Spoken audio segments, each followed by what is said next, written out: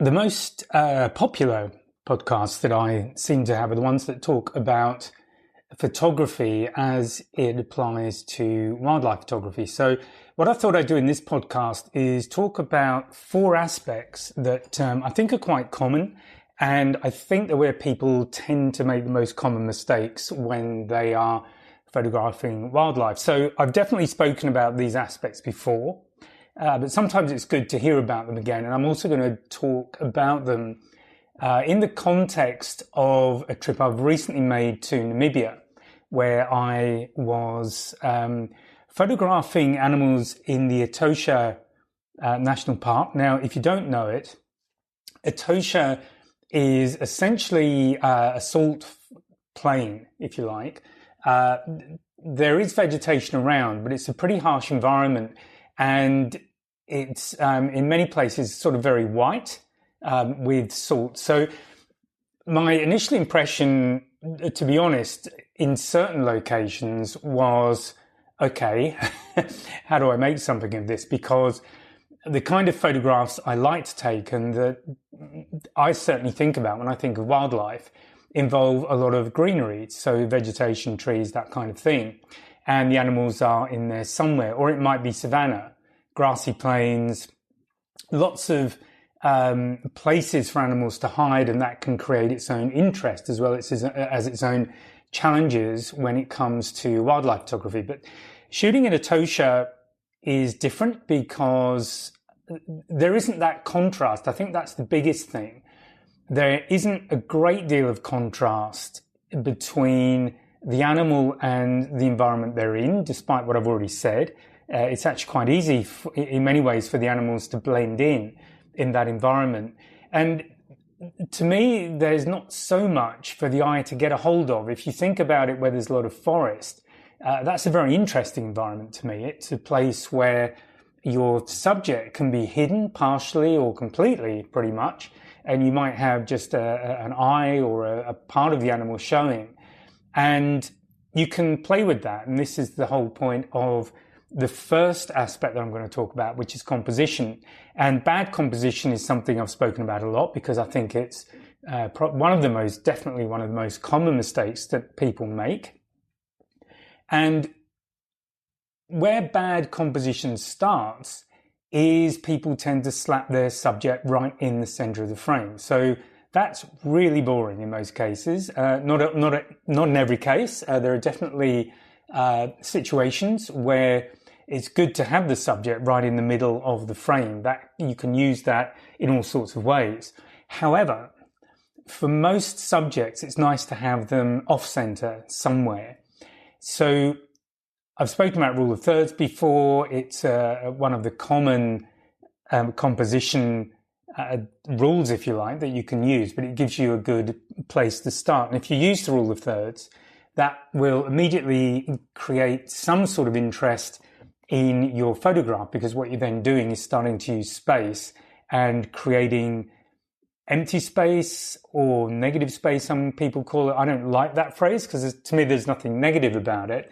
It's simply creating space for something else to happen, and that could be filled in by the viewer's imagination. So, for example, if you've got an animal looking to the left and you place them over in the right-hand part of the frame, so there's a lot of empty space in front of them, it gives them space to be looking into, if that makes sense. So in that picture, they're looking into that space that's on the left-hand side of the frame, and who knows what's happening there. It might be something that's about to happen. Maybe they've seen something, and the suggestion you've made by positioning the animal that way is that whatever they've seen is over on that side of the frame somewhere. So that's just kind of very basic stuff, but it does allow you to put a bit more interest in the photograph. And there's also lots of other things you can do with composition, which I've spoken about before. And if you decide to buy one of my courses, I will talk about it a lot more to you. So composition for wildlife. Think of the visual storyteller. So this is another thing that I talk about a lot, but you are telling a story. You're making certain suggestions to the viewer about what's going on for that animal. It might be the environment that they're in. There might be some threat to them. They might be looking for food. They might be looking for water. They might be part of a group. They might be alone. Do you want to, for example, amplify that sense of isolation? Maybe pull out, do quite a wide shot of the animal with a lot of empty space around them and put them in the context of possibly quite a harsh environment and they're on their own. So there's all sorts of things you can do with composition. Once you get into it, to me, it's a very interesting subject. It's a very interesting thing to play with, and it will definitely make your photographs different from people who slap the subject right in the middle. So that's, I guess, a good starting point for composition. In terms of what I was doing in Namibia, one of the things I was keen to do was to show the kind of environment that the animals live in. So I did quite a few wide shots. One of the things I did use a lot when I was photographing at water holes was to use the reflection of the water, because often there wasn't much else around. It might have been very dusty. You might get some sort of salty ground that's fairly white, maybe a few rocks, but there wasn't much else, and maybe the odd really kind of dead-looking tree, the sky, obviously. But if you've got a reflection there, then that will add another layer to the photograph. So I guess on the composition side, that's one thing to look for.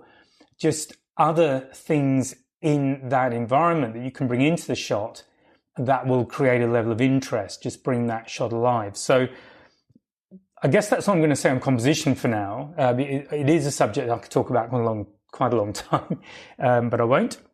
So another one you're likely to find, though, and certainly I found in Etosha, was harsh lighting. So the thing to remember, particularly if you're in a tropical country, is that the best times to shoot are really the golden hours, and the golden hours are first of all, the hour immediately after sunrise, and then the hour immediately before sunset. So basically when the sun is fairly low in the sky, then you've got, it's a softer light. Often it's a more orangey kind of light, which can add that hue to whatever you're photographing, which you may or may not like. Some people really like it.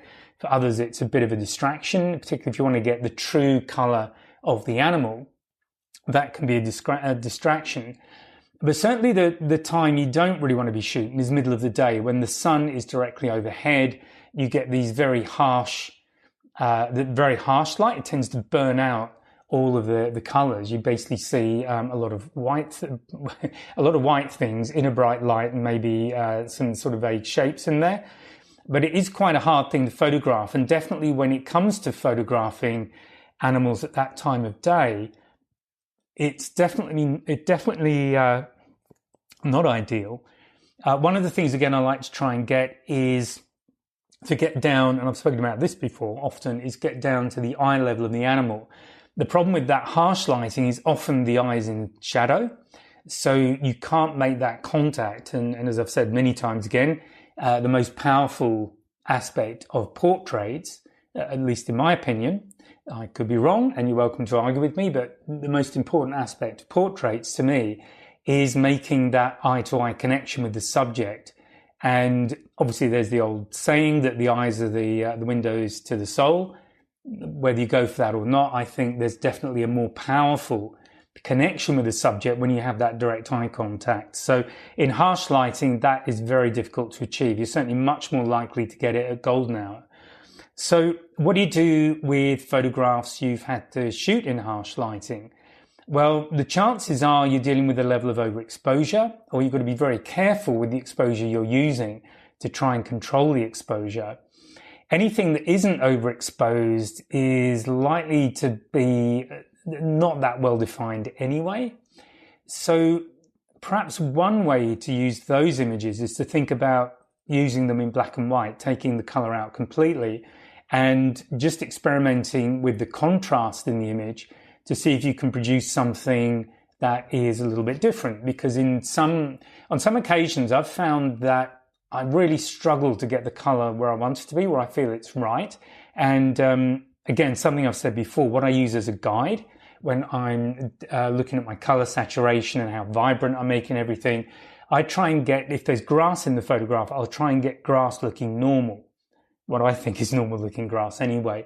And that serves as a reference for the intensity of the colors the other colors that are in the frame, and particularly the colors on the animal itself. Because it's very easy to get fur looking, a kind of more intense than it really is. And then the animal starts to look a little bit unreal and it all gets a little bit cartoony. Look, it depends on what you're going for. You might like these really vivid shots. Maybe you want something that's a bit more abstract. But if you're looking for something that's perhaps closer to what the animal looks like in reality, then you do need to be very careful with how much saturation you use. So if you have a situation where you've had to shoot in harsh lighting, for a start, it's very difficult to get the colors accurate because the camera is really struggling to get an exposure that works for the animal itself. Obviously, you can choose where you're taking your exposure from by knowing how your camera works and how it measures exposure and what point it uses to measure the exposure. But beyond that, it does get a bit tricky. So I would certainly suggest one thing to think about is to make those photographs black and white. Now, I always shoot in color. I always shoot raw. So I never change that. But this is the beauty of doing post-processing in digital photography, is that you've got a lot of things you can do once you've acquired the shot and you pop it in the software, and then you can experiment with both composition, which I've spoken about already, and how you're using color to create an image that has impact and might be different to what other people are seeing. And another thing that I definitely spoke about in the last podcast, if you listen to that, don't delete photographs straight away. Often when we shoot them, we do a bit of chimping, which is the phrase used to have a look at the image on the back of the camera while the animal's still there. Not a good idea, because that's generally when things happen. But if you are looking at that picture immediately afterwards, or soon afterwards, within a few hours, it's very tempting to just delete it. So I suggest that you don't. I suggest that you keep that image for at least 3 months and then look at it again. And the reason, as I've said before, is that when we look at the image immediately after we've taken it, we have in our mind the image that we had in our mind, the photograph we were hoping to take. And if what we've actually got falls short, it's quite natural to feel a bit disappointed. However, if you leave it a few months, you've forgotten what you were, the chances are you've forgotten what you were aiming for in the first place. And then you're looking at that image in its own right. Or you may have seen something else that's inspired you, given you another idea about what you can do with that image in post-processing. So harsh lighting, that middle of the day lighting, it's not ideal, but it's certainly not a deal breaker. I would go out and shoot anyway. I do that anyway. And often I can come up with ways of using those images that give me something slightly different. It doesn't float everybody's boat, but photography won't. It's about creativity, it's subjective, but the important thing is to, I think, experiment, as I spoke about in the last podcast, and try different things.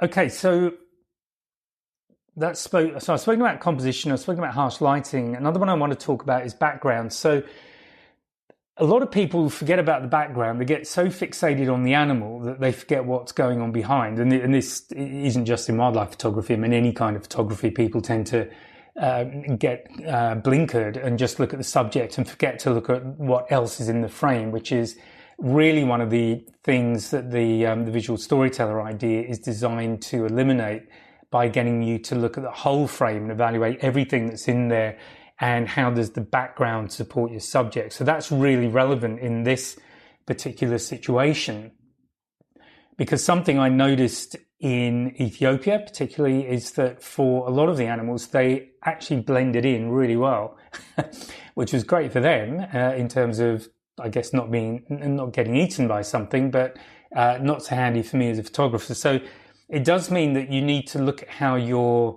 using the background. Depth of field, which is the other thing that I want to talk about, but I might as well bring that in at the same time. Depth of field is a very powerful tool for controlling what is in focus in the image and what isn't. And if you are in a situation where you've got an animal that blends in very closely to its background, then it's definitely worth experimenting with your aperture. Try a narrow depth of field, and it may be a case of just shooting a sequence with different apertures and just one shot, change aperture, shoot, one shot, change aperture, shoot again, and do that.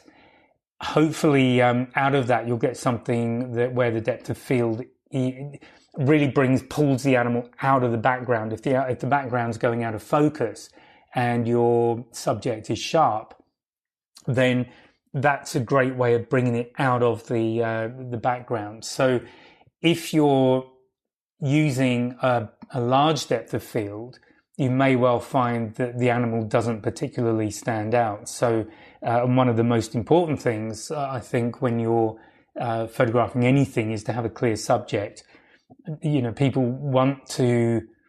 People shouldn't have to ask the question, well, okay, this is fine, but what am I supposed to be looking at? That should be absolutely there. That's pretty fundamental.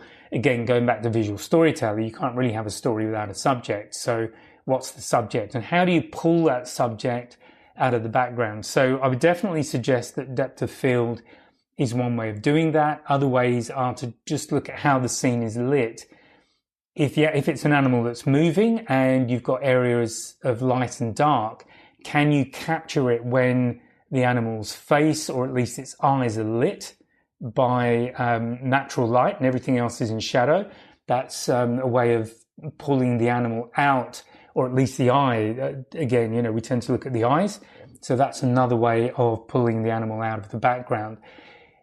It's certainly a challenge, and I guess the overall thing, what I was tending to do in Etosha was I like to do what in some circles is known as an establishing shot, but it essentially sets the situation that you're in. It sets the background, it sets the environment that the animal's in, but by its nature, most of what is in the frame will be in focus, so it might be less obvious where the subjective is if you're in a situation where they're well camouflaged.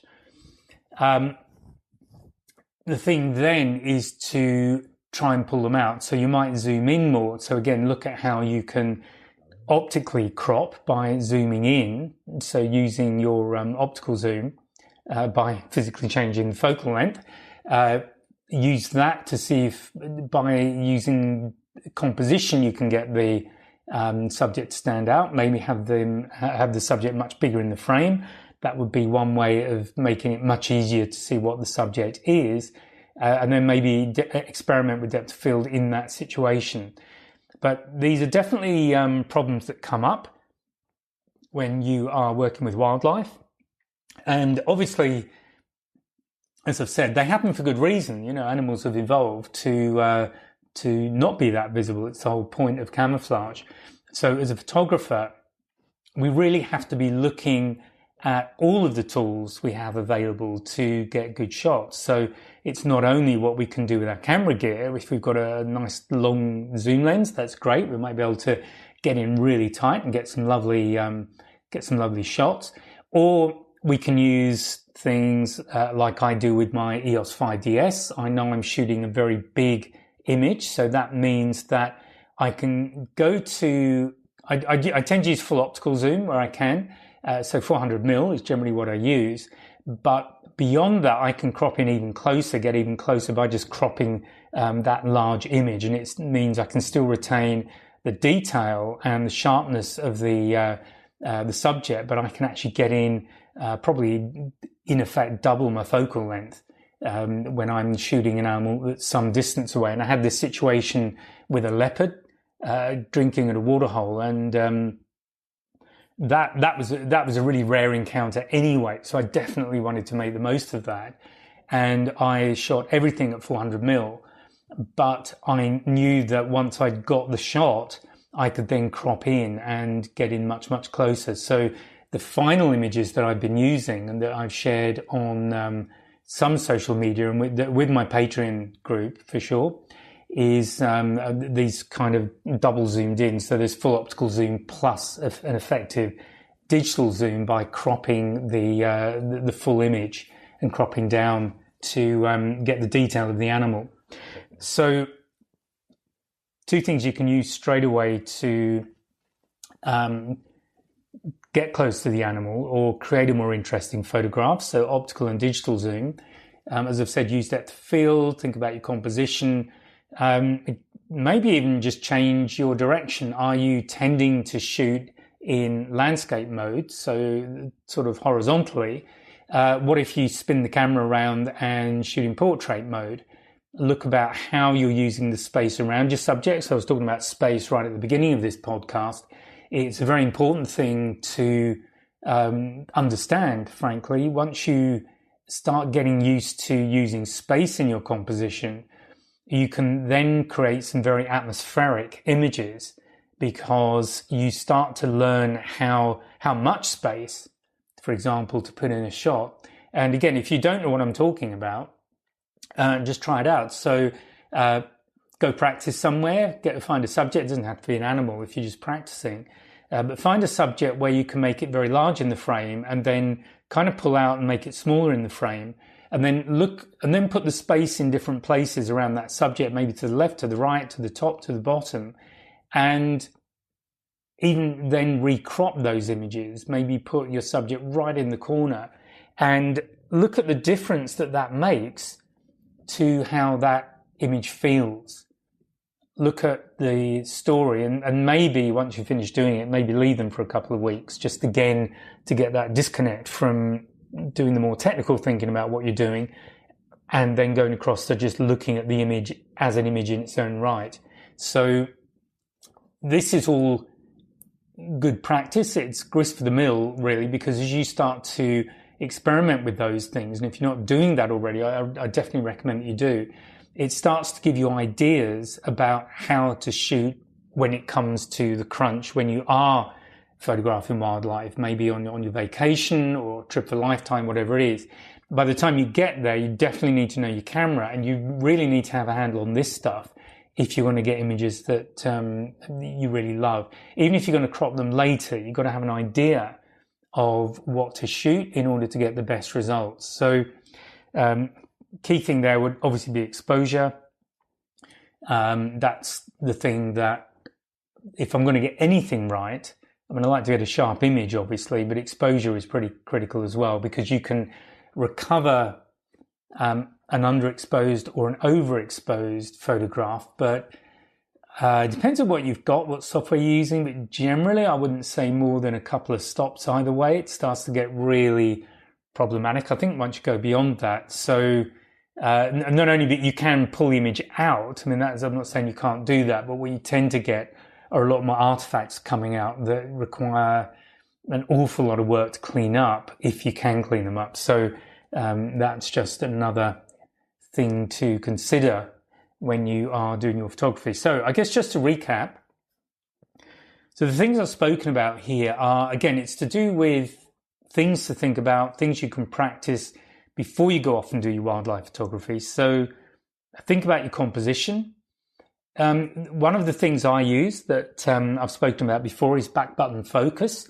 And what that means is that when I set my focus, I don't do it on the shutter button. So the way your camera is likely to work by default is when you push the shutter button halfway down, the autofocus, if you've got that on, will set the focus based on the focal point or points you've got set up. So you need to understand what they are on your camera, and you need to understand what you've got.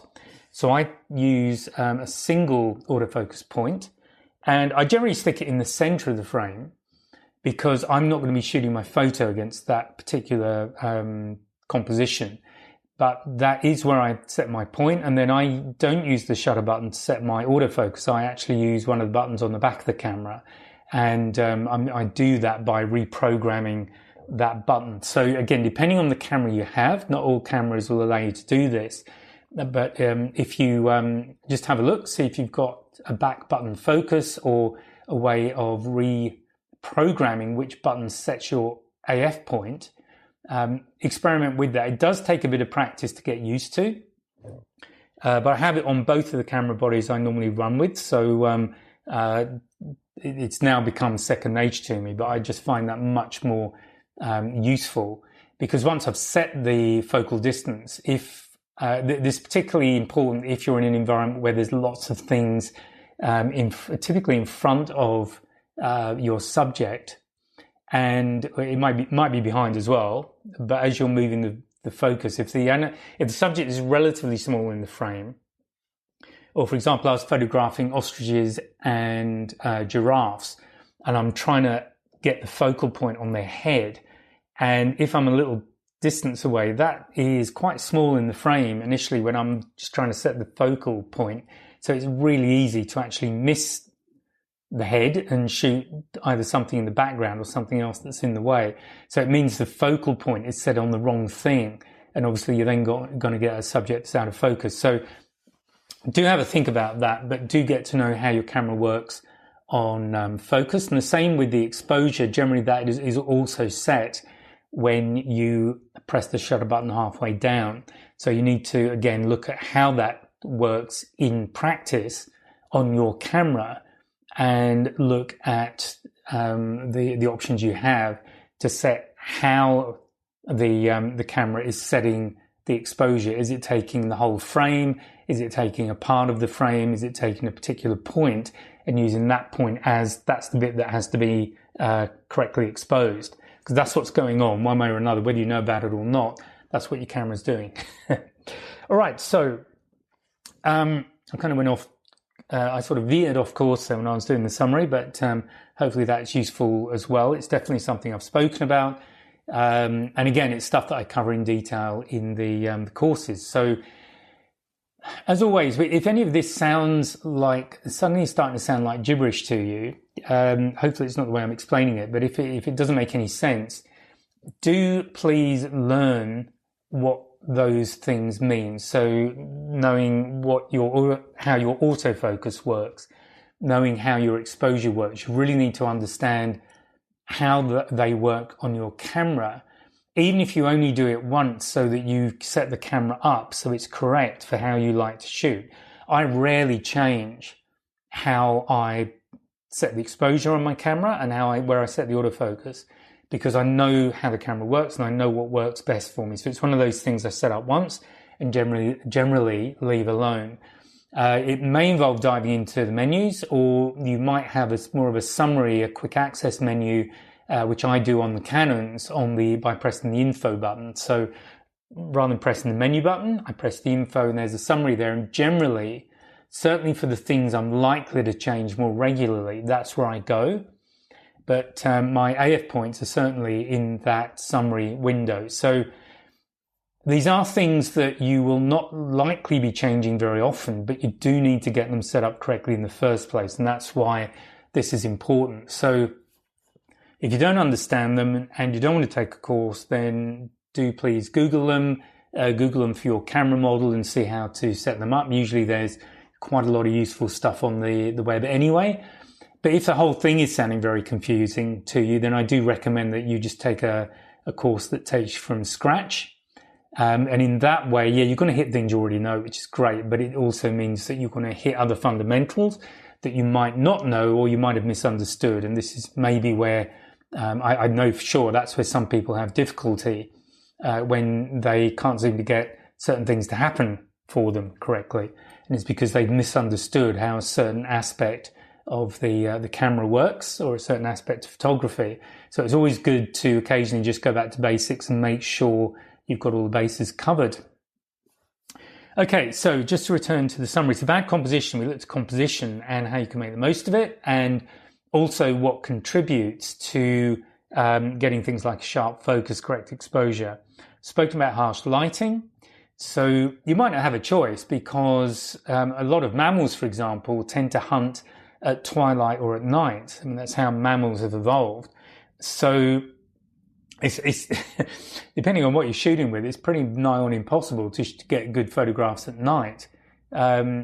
Certainly even in the evening, sort of twilight time, it can be difficult, and you may end up with quite grainy shots. So to actually see the animal, to get some sort of picture of it, you may well be having to shoot at a time of day that's not ideal. But again, it's as wildlife photographers, we have to sort of deal the hand that we're played, as it were. And so just make the most of it and just have some ideas.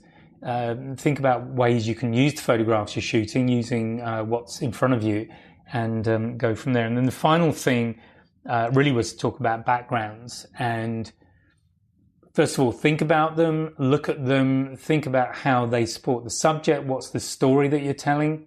Are you telling the story of where that subject lives? Is there some action going on? It could be that there's a chase going on, a predator chasing down a prey animal. Maybe there are other prey animals in the background. Sometimes it's good to get them there because they'll generally be watching from a distance, what they feel is a safe distance at that point, but it can all add to the story that you're creating. So again, being able to pull the subject out of the background as much as you can is important, because otherwise you end up with something like a Me Too type picture, which is just a whole bunch of stuff.